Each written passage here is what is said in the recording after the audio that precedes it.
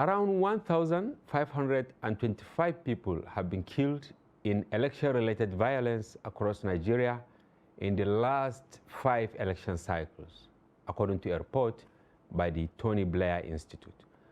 The Institute had also raised fears that the 2023 elections may equally be characterized by serious disruption from violence, particularly by terrorist bodies like Boko Haram, the Ansaru, and the rest, the indigenous peoples of Biafra, IPOB, and bandits, among others. You will recall that on November 17, the Inspector General of Police, Usman Baba, raised an alarm that the country witnessed 52 violent cases in 50 days, warning that if not promptly halted, the situation could affect the country's electoral processes. The Blair report, which was exclusively obtained by Daily Trust, also indicates that the highest number of lives lost during the election was in 2011, in which 800 people were killed. This was closely followed by the 2007 elections, which claimed 300 lives, while those of 2019 and 2015 led to the killing of 145 and 100 people, respectively. On different matters, the Niger State High Court has issued a warrant of arrest for General Farouk Yahaya, the Chief of Army Staff, for alleged contempt. Justice Halima Abdul Malik, who presided over the case, said the order followed a notice brought before the court in pursuant of Order 42, Rule 10 of the Niger State High Court Civil Procedure 2018. She also issued a warrant of arrest against Olubenga Olabanji, the commandant of the Training and Doctrine Command, Mina, over the same offense. The Chief of Army Staff is the third public official in the current administration to be committed to prison. Recall that a similar order was given against the chairman of Economic and Financial Crimes Commission, Abdurrashid Bawa, and the Inspector General of Police, Usman Alkali Baba, to be remanded in prison, also for alleged contempt. But tonight on our program, we'll be focusing on Nigeria's education sector. Latest figures by the United Nations Educational, Scientific, and Cultural Organization, UNESCO, posit that there are an estimated 20 million out-of-school children in Nigeria. Interestingly, this might not be far-fetched, as recently the National Bureau of Statistics released a survey which revealed that a whopping 133 million Nigerians currently live in multidimensional poverty. With millions of students in government tertiary institutions across Nigeria still coping with the realities of prolonged strikes, the presidential candidate of Accord Party, Professor Christopher Momolen, has been vocal about the struggles of students and feels if elected president, he will put to rest permanently the issues of prolonged industrial actions by the Academic Staff Union of Nigeria Universities, ASU, as well as other unions. He joins us in the studio tonight to discuss more on this. Welcome to the program, Prof. Thank you for inviting me to your program. Yes. So one of our tidbits before we go to the business of the day is the issue of order for the remand of the Chief of Army Staff, which was not quite long after a similar order against the IGP and also the chairman of the Economic and Financial Crimes Commission. Is this really normal in an ideal situation?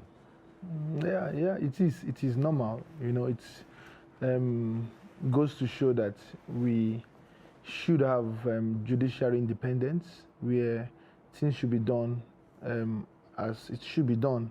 But my fear is how implementable with those order goes. Yeah. That is the biggest fear. But we should be seeing a country where nobody is bigger than the institution. We should be having a country where wrong should be there should be punishment for wrongdoing, especially when the verdict is being passed. So what is happening is good for our democracy, and I think my concern, like I said, is how it will be implemented. Exactly. This is the question people have been asking. For instance, when you say the IGP, the chief law officer, right, should be remanded in prison. Who will go and arrest him? Yeah, it's a matter of institution. The IGP of many countries have been remanded, imprisoned if they do what is wrong. The institution, you know, the police by itself is serving the nation and not an individual. Even I know we have immunity for president and some political office, but if, for example, there is need to, we've seen cases where even police would rise up and say that our loyalty is for the country and not for any political. So if the law or the courts issue that judgment that the IGP, the EFCC chairman, and whosoever should be remanded in police in prison, fine be it. Then let them prove their innocence in court. And you see, this issue of institution, all these three actors, the IGP, the EFCC chairman, and the chief of army, they actually inherited some of these cases, like that of the IGP. The case has been there since around 1991. Yes. The court directed that you know, someone who was sacked should be reinstated, but the case kept dragging, and now he is actually the victim. Maybe price of leadership? Of course. We as leaders, we know that we inherit both the goodwill and the damages of our past. So assets and liabilities. Yes, that is it. So we must be quick to ensuring that first thing we do as leaders is to see how we can resolve past challenges and build on to build a better future. Oh, yeah, okay. The other tidbit, the Tony Blair Center, you can see the staggering figure they released. You know, it's unfortunate that we still need to rely on international organizations to release statistics for Nigeria. It's a fact that tells us that as a country, we lack statistics. We have our Nigerian Bureau of Statistics. Yeah, they are doing that. Yes, you know, we live in a country that don't have data. So we need to rely on institute abroad to give us data like figures of what you just read. Data that is nearly accurate, because now if you ask them, they will give you specifics. They will say, okay, so number were killed at so you know, incident, like in 2011, they said 800. Yeah, it's far more, you know, because you see, we live in a country where it's reported data. A lot of things is happening in the villages that are not reported. People are dying out of malaria, dying of different issues that are not reported. You know, we live in a country where we cannot even tell how many child is being given birth to in a day, because many of our mothers still give birth at home. Yeah. You know, so we don't have a systemic economy to generate near to accurate data. But again, we should use what we have based on the situation we find ourselves. So the information from the electoral violence, to me, my take from it is that, what are we fighting for if our aim to contest for an election, to fill a political seat, is to rescue a nation? If we have what we are doing, for someone like me, who is coming into politics, and God has blessed me privately, I own businesses. I'm not a perpetual politician who sees politics as a means of livelihood. So you see, so Nigerians by themselves need to be very cautious of these statistics, and that goes to show that politicians that are desperate we should do away with them. Yes, the IG, you know, just a few days ago also raised similar alarm that if something is not done, we are definitely going to have serious crisis. Serious crisis it is, because even you know, the security architecture in Nigeria is one that we've not deliberately built to face and combat new threats in security, global security. Now we have issues of terrorism, we have issues of kidnapping, we have issues of technology being used to enhance security and crime. So I think Nigeria's security, cyber terrorism, a lot of things. So the Nigerian security architecture is one that is far back, and the crime is ahead of it. So you see, and look at the number, the statistics of Nigerian security. Some people reported that it's less than 350. Some are reporting. So to a country of 200 million people, when you put all the security agencies, less than 2 million. So I would say less than 1 million. Yeah, so we need to overhaul it, we need to rejig. And another challenge we're possibly going to have in our next election is the increase in polling units to 106,000 plus in a country where we have police force that is and the other security are not up to.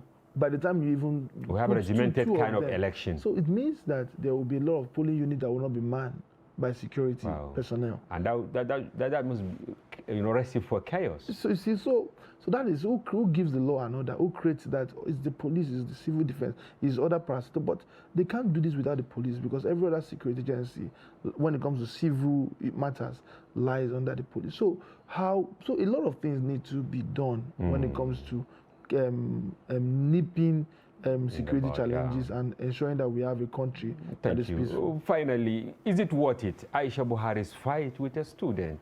Okay, let me. No, I saw it on social media. Because she's to go to court and testify. That is. I think leaders should have tolerance. The social media is one tool that a lot of youths have been using. You can imagine, even myself, a lot of people. You see people have various opinions. Again, but Nigerians also should also know how to hear their opinion. We shouldn't, because of social media, insult or say things that you cannot actually defend. But I'm not trying to say this in defense of her, but again from her own side, which should be tolerance, and we've had past leaders who. But people are putting her side by side with Patience Jonathan. She got a lot of bashing, but she was able to.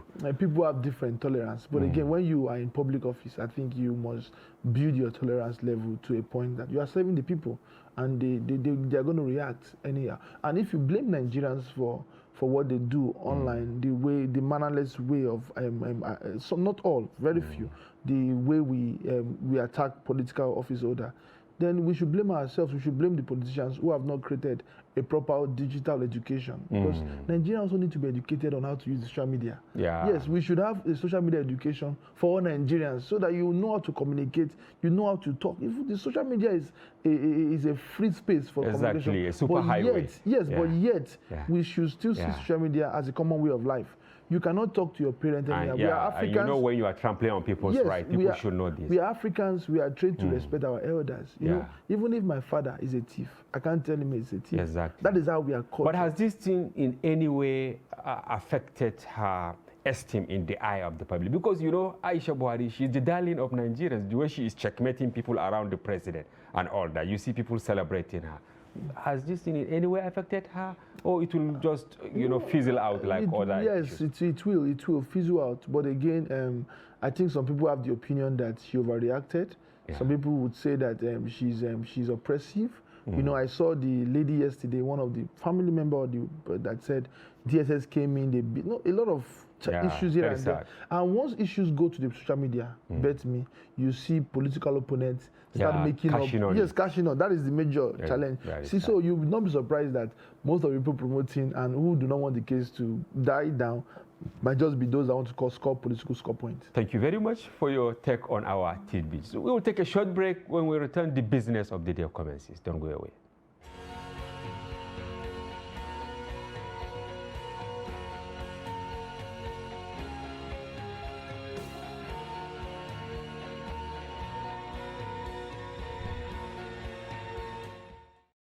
Yes, welcome back. We have Professor Chris Emumolen, the presidential candidate of Accord Party. Welcome once again. Thank you. Yes, let me start on a lighter. At last check, I realized that you are 39. At what age did you become a professor? 37. How? A professor is achieved through academic work. I had my first degree in University of Benin. I had my master's in University of Lagos, and I traveled. I had my first PhD in South American University. I did another PhD in International University of Technology and Management in Togo, and all this summed together. And again, because I also have my background from the education, I've been an academia all through. So once you're in the academic field, your life is about research. Your life is about writing journals. Your life is about supervising students. So it became very easy for me, being an academia, to also climb the ladder to becoming a professor at 37. Because unless people go to your website or ask people close to you, many thought that professor is just a name. People take all sorts of names. No. So how do you feel about being a professor at 37? It's a personal quest for me. Going to school, especially my first degree, was very difficult. I lost my father at the age of 12, so it was very difficult for me to earn a degree, despite the fact that I was very intelligent. While it was time for me to proceed to the university. In short, my 2 elder brothers had to step down for me because there was no money. So we said, oh, Chris is intelligent, let him go. So all the family contributed to see me through school. It was very difficult to earn a degree in school. At that point, I made a promise to God. I said, God, if you enable me get this degree, I promise I'm going to see to the end of education. Wow. So which is for me, it was, I'm not yet done. I know maybe before 45, so I should become a professor that emeritus. actually maybe fine-tune your passion Fine-tune my passion for education. And that is also why we also established so much of our investment in education and also in people by the scholarship that we have given. Yeah, we will get to that. But what actually motivated you to veer off the track, let me say the academic line, to venture into politics? Yes, let me congratulate you for your win as the best editor. Thank you. Yes, I have to say that here. Yeah. So, and again, you can see what the Nigerian youth are doing. Yeah. If you look at what is happening all over the world, as Nigerians, the young Nigerians are actually the one making Nigeria proud in the entertainment industry, in sports. It's our generation. You just won the best editor. You are young, and look at what is happening. You see, and there's so much ahead for us. You can imagine so that comes to tell us that it is in our generation to move this country forward. The mandate of prospering this country is in our generation. The generation ahead of us have done their best. Their best have not been enough. They've been trying for the past 40 years to solve Nigerian problem. They cannot. And once an organization is having a recurrent problem, what you must do is to change the people. Bring in fresh air. Not people. Really the system? It's the people, because the system by itself is frustrated because of the people. See, we have too many bad people in the system that if you don't flush out many of those bad people, the good persons will become bad. I don't know. So that is why even an individual who wants to be good in Nigerian politics with the kind of system we have and the people can never do anything. So it's high time for us to start bringing men who has ideas, who has contributed so much, who are of our generation into Nigerian politicking. So my motive of going into politics, especially at the level of presidency, is because that is where we can actually affect the Nigerian people. And that is the position that determines the drastic change that we need as a nation. So, one, our generation's mandate. Two, I am a young Nigerian. And not just young. Youthfulness, yes, is good, but look at the experience that I've gotten from the private sector. Look at what I've done personally. And the other day I was talking to some group of persons. Oh, Professor Chris, I think in New York, you are too young. I said, for God's sake, those that fought for independence. You are the youngest of all the candidates, right? Yes, I am. Yeah. So I said, those that fought for independence, check their age. Some of them were 20s, 19. Gowon was a president at 32 years. And these guys... So it's deceptive if people are saying you are young. Yes. What happened is that we allowed many of them to remain too long in politics without we involving at the time we are supposed to involve. You know that I was born when the current president was the head of state. That was the year I was born. And while I grew, we were being told that we are the future. Today I'm contesting for president. He is the president of Nigeria. Someone who was the head of state. Where is the missing link? So where is our future? The missing link is this. I think because the young Nigerians and those who can fix Nigeria believe that politics is dirty, believe that politics is for a particular set of people, believe that politics require huge fund, believe that Nigerians are not ready for the paradigm shift, so they stay back. So what they are doing is to be mindful of their private business, mindful of entertainment, sports, music, businesses, and they are doing so well. Imagine if the young Nigerians, what they are doing, if you can bring it into politics, believe me, will drive Nigeria economy. But why Accord Party? Because people are saying, if you are not in the maybe first 4 or first 5, forget it. What actually give you the courage to go to Accord Party? Okay, this is it. You know, Nigerians, I think we have been I don't know what I'm going to use. We have been so exposed to bad leadership that it has affected many of us, including myself, that when we say things today, tomorrow, when we look at circumstances, change our opinion. Remember 2 years ago, many persons are tired of PDP and APC. Many persons have said and concluded that these two parties are the parties ahead of 2015, ahead of 2019, ahead of this particular 2023. This season. So, as a matter of fact, last year, many Nigerians say, oh, we are going to vote for anybody except for these two parties. That was it. But you know, politicians are very smart. They know how to make you think around again to them. So that is it. So Accord Party is because, one, Accord Party is a neutral party. I've not tested government, especially when it comes to presidency. Accord Party, for me, is a party that is fresh and can present Nigeria the value and the idea that will prosper Nigeria. And that is why we have chosen. And Accord Party has fresh mind of people who, peradventure, when I become president, would also join me to galvanize this country to where it ought to be. Let me say this.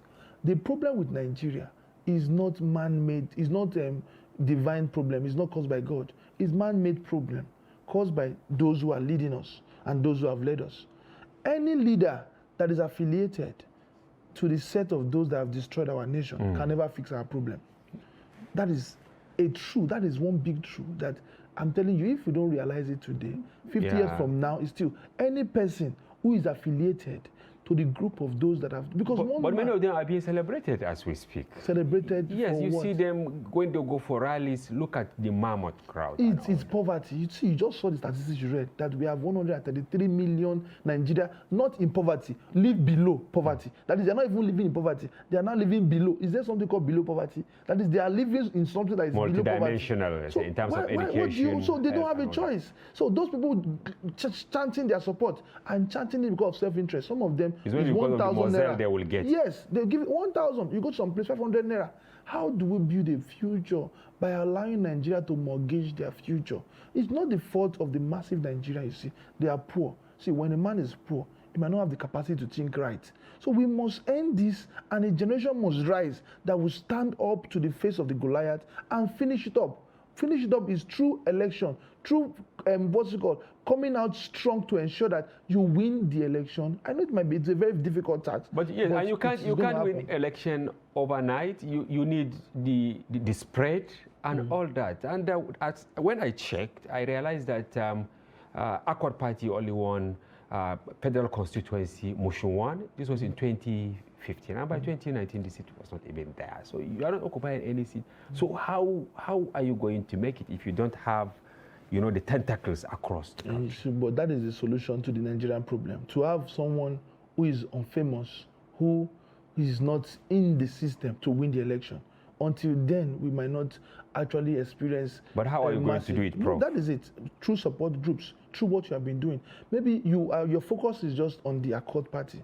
But you must begin to know that there are some of us who have built support groups all over the years.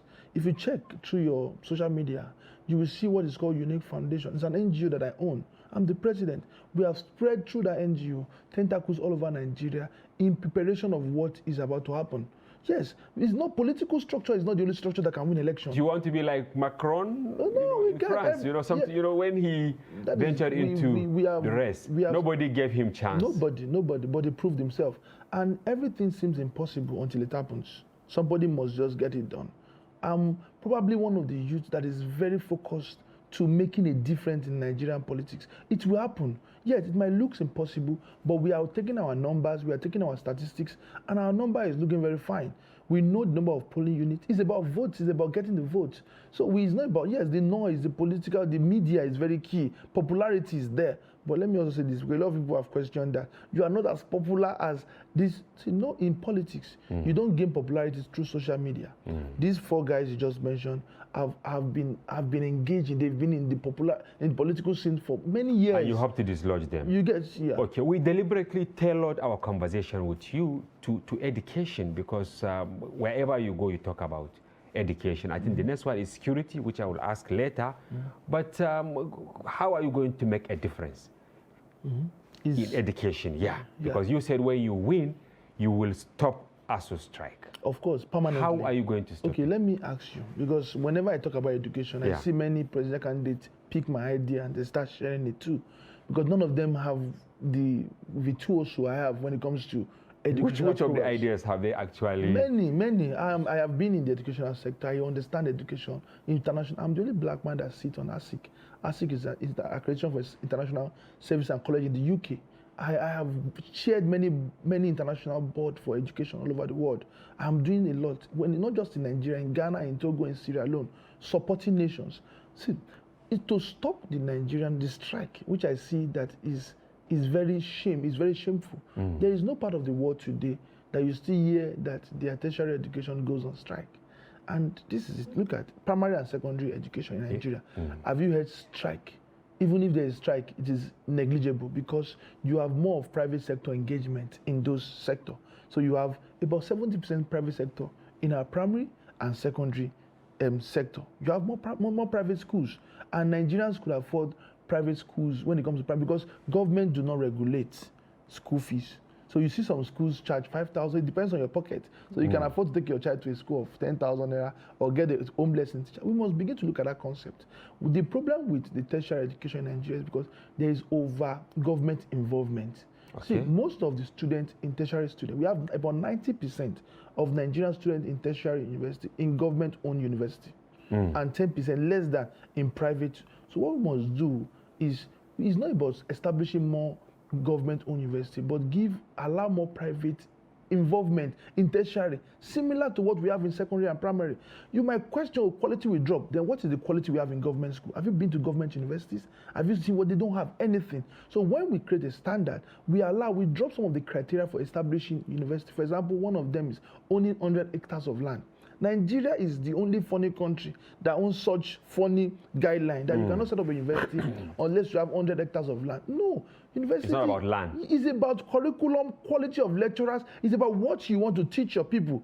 You know, building like this in Ghana, in US, can be set up as an engineering university, and you have the equipment. So we must begin. And when you do that, and you allow more Nigerians in tertiary education have access to also private colleges and private universities, what happens is this: there will be competition and school fees will drop. Yes, school fees will drop. That when you have many private universities? Yes, there will be competition because there will be choices. Now, so, as we speak, some of them charge as much as 5 million. Let me I will. Session. Let me tell you why. Why? Because we have every year more than 1.3 million Nigerians seeking for admission. The government-owned university can only take about 300,000. So we have 1 million Nigeria every year not having space. Do you know that Ghana only make about $1 million from Nigerian students that migrate to Ghana to study? Why can't they pay? Because the quality of our private universities here are not good? That's why they go to Ghana? No. Okay, why the flight? Why? Because even the private universities have a quota. So many of them cannot admit more than a particular number based on the infrastructure and the facility they have. So even with the amount private university charge, we still have a lot of people that cannot pay 500,000 for a school in Nigeria. Why will getting admission into university become a miracle? It's not a miracle. Getting admission into university should be a normal thing. So that can only be solved when we allow, you must create the market when there's huge demand. If you don't do that, you have monopolized the market. So we have monopoly, strong monopoly in Nigeria tertiary education. And the only way to fizzle out the monopoly is to allow more players, especially in the private sector. I believe, for one, that government should not be in the business of doing business. Government should only or majorly create enabling environment for business to strive. Now, almost in all the states of the federation, you have one or more federal university. The president has introduced many, and you have specialized university. If you say government should concentrate on giving opportunities to private people to set up university, what will happen to the public universities? You don't know. It doesn't. It will still be cheaper. Government will still fund it. We have subvention funds that are given. We must fund education. We must support, because that is. But how? Because government said the money is not there to fund it. The money is there. The money is there. It's the value that is not there. How? Yes. One, if you value as an and education understand. Yes. Yeah. If you value and understand, you are here today because you're educated. Yes. Even if you have foreign investors coming to Nigeria to invest, the Nigerian people becomes the first employees for them. And if they are not educated, if they don't have the tool, how do they function? Education is number one priority, apart from security, that you must give to your people. If your people are not educated, they cannot function as human beings. They don't have the tool to develop anything. So education is our priority. My government will not just budget. Today, the UNESCO has said that we are even budgeting less than 6.5% for education. Yeah. By their benchmark, it's supposed to be 10%. Any serious government must have 10% national budget budgeted for education. Will you do that when you I am doing 20% for education. Okay, I will ask you how when we return. Okay, Viewers, we will go for a break, and when we return, discussion with the prof will continue. Don't go away.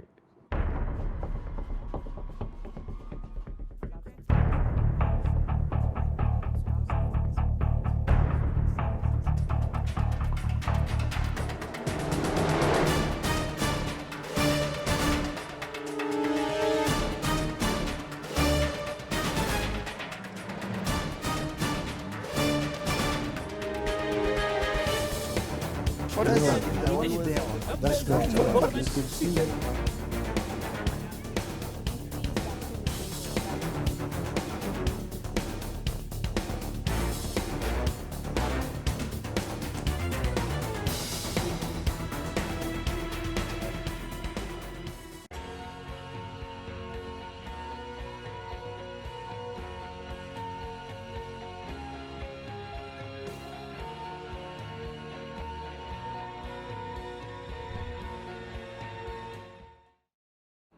Welcome back. If you are just joining the conversation, this is Daily Politics on Trust TV, and you can follow us on all our social platforms on Facebook, Instagram, and follow us live on YouTube. Yeah, we have Professor Chris Imomalen. He is the presidential candidate of Accord Party.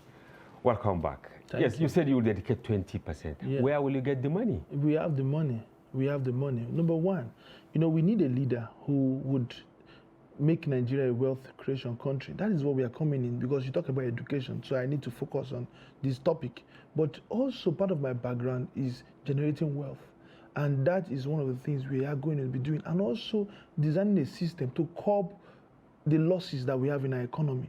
Are you aware that more than 70% of revenues that are supposed to be generated in Nigeria is scattered away because we don't have a system to monitor, control, and ensure. Areas. So you see a lot of money is just going to personal pockets, and the nation is suffering out of it. So we must begin to build a system first to capture what Nigeria is generating. We are a population of 200 million people, and we cannot be suffering in this manner. So we must fight corruption through creating of a system and ensure that what we are generating comes to the government coffers. And again, what is budgeted for everything that we must do must be used. That is through monitoring and evaluation and implementation. It's very, very key that sincere people must be in government to ensure that a kobo that is budgeted is used for it. And let me quickly say this. Look at the subvention fund that is given to university, about 1.3 million per student. See, do you know that I heard a particular manifesto that said the student loan will be introduced? Why? Don't give loan to students. Nigeria does not have a system to give loan to students. It will not work. It will not work because we don't have a credit economy. You cannot run a credit economy if you don't have a system that gives job guarantee. So it's dead on arrival, that proposal. They just passed the bill. Don't make promises that you cannot do. Okay. What we must do, we can increase and we can make effective the bursary to students. Yes, we can reduce the subvention. If you are allocating 1.3 million per student per subvention, why can't you give a student 100,000 per year as a bursary fee? Don't give them loan. Don't make Nigeria indebted. We don't have that system. We need a government that is charitable to its people. It's not about business. So we can give students 100,000 or more per year as bursary. We have state that is doing it. Government can begin to look at ways to encourage students, ways to encourage teachers to make sure that our educational system is fixed better. But you subscribe to the idea of introducing tuition in the universities so that they should be able to start funding themselves, even if it is 40% or 50%. Many universities, even government universities, are receiving tuition. They are receiving the student pay. They just say hostel, this and that. See, they don't call it actually tuition. That is money. Is money. See, when I did my master's long ago in a school I just mentioned, I don't want to mention the name yet. Yeah. I still paid over 100 or something thousand. People still, and let me tell you, I'm an educationalist, and I know that some of this fee that students pay, it can be enough to do a lot of things if there's no corruption in the system.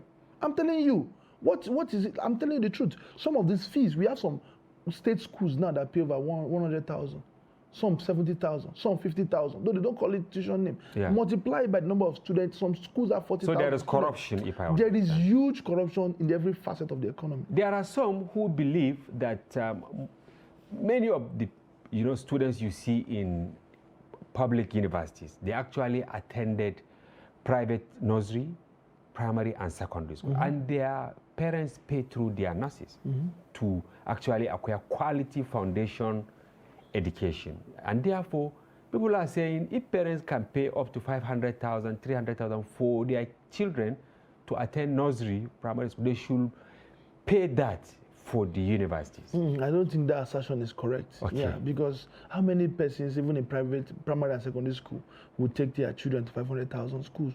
No, it's less than 10% of.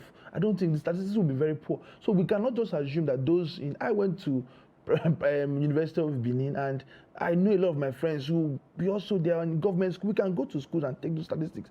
We still have many people when it comes to attend government schools, even some private schools that are not very expensive. They will now find their way into. So we cannot by so assume that if they can pay, then they should pay. No. What I'm saying is this. Do you know that even in specific terms, yes, what you will do to actually demystify ASUU to make sure that the universities are productive, they are conducting research, they are at par with their peers across the world. Yes, and are you aware that there are a lot of what's called non-academic program? I don't know what to call them.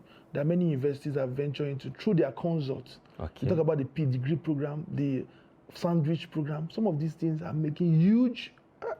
This is my field, and I understand how universities. We need to just sit down and explain to universities how to run school, and they know that they can run universities in Nigeria with what they are making. Government is going to support, but the support is to encourage the teachers, to provide facilities, to ensure that we now begin to mix digital learning with what we must. And you know what digital form of learning does? It makes you ensure that you give quality teaching to your students even while they are at home or they're in school, without having so much. You can teach. Look at, there are some universities. Let me give an example. There's a university in the US called Yale University. It has over 1 million students. 1 million? Yes, and you need to see how teachings are being done. Virtually 80% of the teaching are done through digital blended learning system. Nigeria must begin to adopt international best practices. I know that there are some courses that cannot be delivered through online, like the engineering, like the medical courses. Yes, but those courses that can be delivered online. For example, I'm a professor. Are you aware that from here, I also take courses, and many universities all over the world attend my course? I don't need to be in Florida, but I'm here because that is my field, and that is a field that, for example, I have a professor in, and I can teach, and everybody listens to me, and that again will help us. Let me go a little bit back. Look at Zamfara State. Let me take a case where most schools have been shut down for like 2 years due to insecurity. Digital form of learning would ensure that even when school is shut down, education continues. We must do everything possible to keep our children, to keep our brother learning continuously. You know, education and learning is about prescription of drug when you are sick. Once you stop half dose, you have to start again whenever you want to start. Many of these children, we are destroying our future. And that is the kind of leaders we are going to have in the next 20, 15 years from now. Yeah. What are they going to have? Who are the people you will work with? Because while going through Accord Party, it says one of its ideology is corporatism, which advocates the organization of society by corporate groups such as agriculture, labor, military, business, scientific, and all that. It is meant to be an alternative to both free market economies and socialist economies. How can you achieve this? Free market economy, socialist, meaning it is maybe center-left or center-right. Of course, that is the driver. That is how we're going to drive our economy. And you just asked me, who are the people I'm going to work with? Yes. You know, we must begin to recruit people like team, which we also have.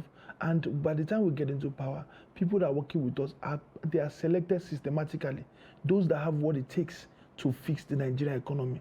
One of our strongest point is the team that we are bringing on board. These are teams of technocrats. These are teams that understand the problem, who have value to solve the problem. And they are builders, they are youths, they are young Nigerians. Of course, we have aged among, but 70% of the people that will be coming on board to solving Nigerian problem are like minds like us. So when Nigerian youth are clamoring for youthful inclusivity, women inclusivity in government, you already have one. And once you have a young person run the affairs of Nigeria, you can be sure that you're going to have a lot of young minds who have what it takes, who have the technological brain to begin to fix our problem. Now, these professionals that you mentioned, because the allegation is that no political party has any ideology. But when I read about your political party, you now talk about this corporatism. Yeah. Is it that you maybe for agriculture, you will ensure that the minister read agriculture in the university, health, the minister must be police, and all that? No, we people who have track record, who has proven themselves, who have knowledge in those fields. We are not going to pick because we want to reward people politically.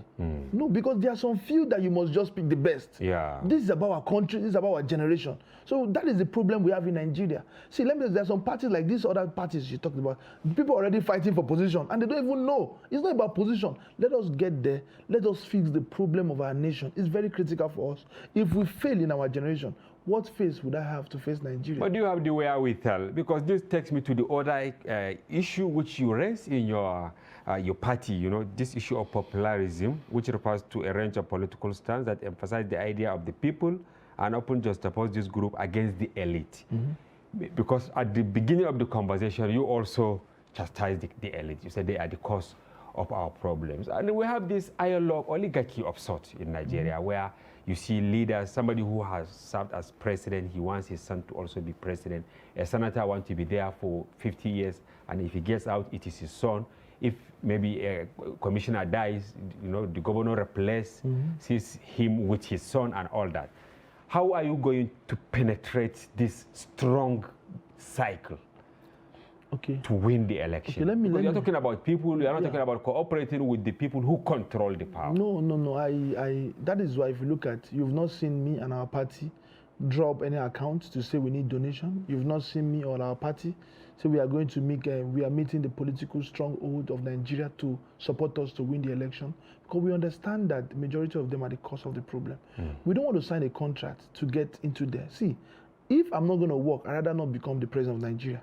I want to become the president because I want to fix the problem of Nigeria. And going there, going to meet those group of people who you believe are the makers. You know, what you do eventually is to sign out Nigeria future and not solve the problem you want to solve. So this is it. We, as a party, we believe that we cannot continue like this as a nation.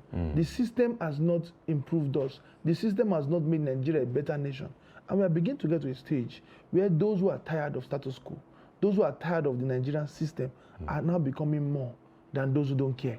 You will cash on that. We are cashing on them, we are creating massive awareness, and we are getting them on our side quietly. Okay, we didn't talk much on the basic education, which is actually the problem. You see, most of the, you rightly said it, not all people take their children to private schools. Just yesterday, the federal government announced mother tongue as basic, language of instruction from primary 1 to 6. Is it going to happen? Do you think it will happen? It's part of what, I think that is a very good one, because despite the fact that we throw blame at government, when they do what is right, we should also commend them. Okay. Yes, for me, it's very, very important. Go to countries like China, to UAE, their mother tongue. Even if you're a foreigner, you must learn it while you're there. In France, in every country. You cannot even study in China without taking 1 year Mandarin. You must learn it before you get admission into their university. Does it give any additional advantage? It does, because you are selling your language to the world. It's part of it. It's part of what we are saying. Look at Qatar is hosting the World Cup. Everybody's talking about Qatar. You must make yourself known to the world, and that starts by having your own people understanding you. It starts from your people. Today, Nigeria is losing our mother tongue. We cannot even speak our languages anymore. So it's important that every state must make. So if you are going to have 5 credits, for me, if you are going to have 5 credits as a requirement to get admission to university, one language must be compulsory. It's either if you're in Lagos, you must have a Yoruba. In the Hausa, you must have, yes, a language must be a compulsory pass for us to have an admission. It helps us. But how soon will this happen? Because they have to now print tons of... No, they are not. It's already there. It's already in the curriculum. No, I'm talking about, because they said every community, if they have, maybe a local government, they have a different dialect. No, that is not how it will be done. Okay. How it will be done is state speaks. We have 3 major tribes. And maybe of course, we'll start from there. Yes. But of course, people can also speak the minor languages like the Bibio, like the Isha, and the rest of them. But we start from the 3 major tribes, and gradually it trickles down to every other languages. Okay, if you win, how will you address agitations? Because most politicians now, especially the presidential candidates, have been accused of reducing their campaigns to issues that will favor their zone or something like that. No. I've not even mentioned where I'm from. I'm from Edo State, but I'm not even saying it because I'm contesting for president of Nigeria. I'm not contesting as a governor or a senator. No. So if we must, And if you know, look at our generation, I always say this, is one that is unbiased. We don't actually understand this issue of you are from the north. We love ourselves, we speak ourselves. In our company, we grow companies together. I think this idea of we must favor our side is something that we want to inherit from the higher generation. So we are not going to be doing that. We'll become a president that will give equal body language to our tribe. I always say this, that Nigeria is a polygamous union of 6 wives. What is done to one must be done to all. You know, I see no reason why we have the Ministry of Niger Delta and we are not creating ministries for other to take care of other zones. It's not fair. It's not fair. When you do that, you are encouraging violence in each zone. If you have 6 wives, I'm from a polygamous home. I don't know if you are. Okay. And if one wife is stubborn and you decide to buy more wrapper for her, it means that you are giving reward for stubbornness. What you are saying is everybody should be stubborn to get reward. Yeah. Yes. So even if one wife is stubborn and you want to buy wrapper, buy for all of them. You have You have some background in oil and gas. Yes. Nigeria is like, it is investing more and more. This is my final question to you on, you know, this energy instead of renewable energy. What is your take on this? Is it worth it? Will we still have value for that, or we have to start really looking to other? Let me say this: we are blessed with crude oil. Yeah. We are blessed with crude oil, so we cannot totally look away from what we are blessed. What can generate us revenue? It's very key. Though the world, and I also sat as the West African Secretary General to Renewable Commission in a year, so I understand renewable energy deeply. Yeah, but while we harness our resources, we must invest massively also in renewable energy, especially to build up the shortfall we have in power, the power industry. So we must take the two together. We cannot abandon what we are blessed with and follow the what. Yes, Nigeria is our country. Countries like Russia, even the US, they have so much reserve, still exploit their crude oil. Yeah. We must. But for me, the problem we have in the oil and gas, especially when it comes to refined crude, is the problem of corruption, where you still want to subsidize what you can produce. One, we must begin to look at local production. And local production is not just by over-oiling our 3 refineries or assisting Dangote in Lagos to have his refinery or having modular refinery being given license. We must also look at small and light-scale refinery. What is happening in the creek is a lesson that we must begin to look. Or if people can illegally steal crude and mine, why can't we look at what they are doing and see how to legalize it, control it, and have that technology improved so that we can in all way produce what we have. Thank you very much. I will have to stop you here. Very interesting conversation. Thank you. We have to have you again. Viewers, we've been with Professor Chris Imumulene, the candidate of Accord Party for the presidency. Very wonderful conversation. And let's wrap up today's edition of the program. Hoping you enjoyed and you'll be with us for another edition. For now, bye-bye. I'm Hamza Idris.